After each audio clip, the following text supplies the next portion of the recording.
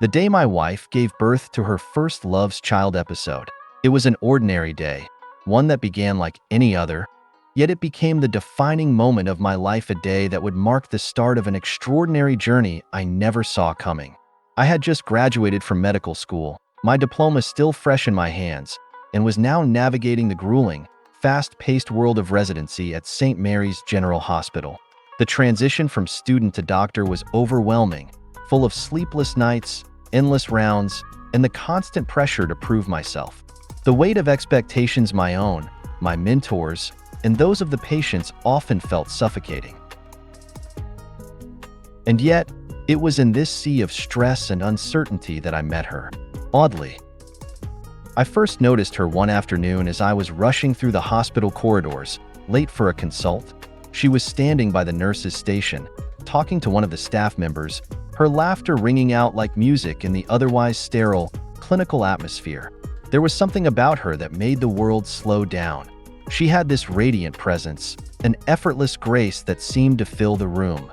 Her smile was warm, disarming, and genuine, like sunlight breaking through a stormy sky. Audley wasn't just another face in the crowd. She stood out in a way that made everything else seem irrelevant. It wasn't her beauty, though she was undeniably stunning. It was the way she carried herself, confident yet humble, full of life, with an energy that drew people in. I was captivated in a way I couldn't quite explain. At that moment, I had no idea that this brief encounter would change the course of my life forever. She was there with her father, Dr. James Sterling, the owner of the hospital. A towering figure in the medical community, Dr. Sterling was a legend, respected, even feared, by many. His reputation had preceded him long before I had ever set foot in the hospital, and I had heard stories about his brilliance, his exacting standards, and his sometimes intimidating demeanor. To work under Dr. Sterling was an honor, but it also came with immense pressure. When I first started at St. Mary's, the thought of interacting with him was daunting. I couldn't have imagined that in the midst of my anxiety about my career, I would find something so unexpected, someone like Audley. Our first few interactions were innocent enough. Polite conversations in the hospital cafeteria during my breaks, or casual chats in the hallway as I rushed between rounds. She always asked how my day was going, her voice light, her smile reassuring.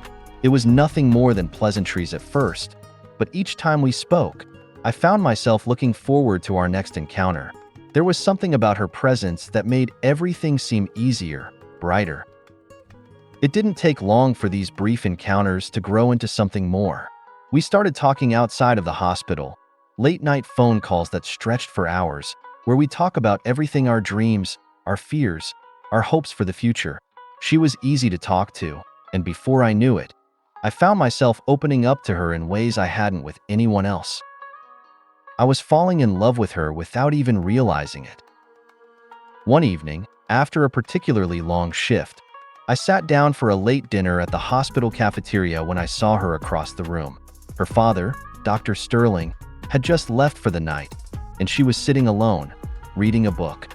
There was a quiet calm about her that drew me in, and I couldn't help myself.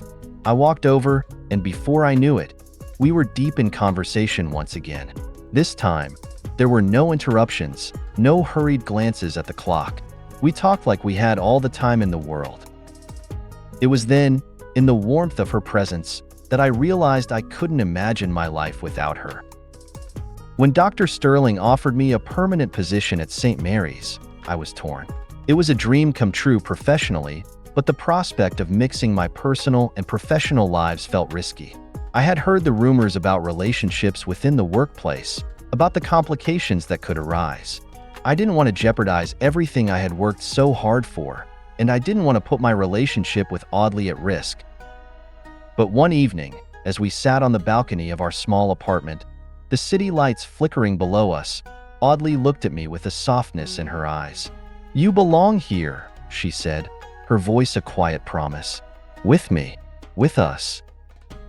Her words were simple, yet they carried the weight of a future I hadn't yet dared to imagine. It was as though, in that moment, she wasn't just speaking about the hospital.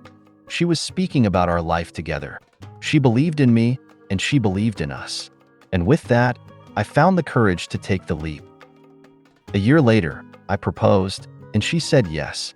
The wedding was everything we had dreamed of: small, intimate, and perfect. Surrounded by close friends and family, we exchanged vows under the soft glow of candlelight. In that moment, I felt like the luckiest man alive. For the first 2 years of our marriage, life was everything I had ever wanted. We were happy, content, and in love.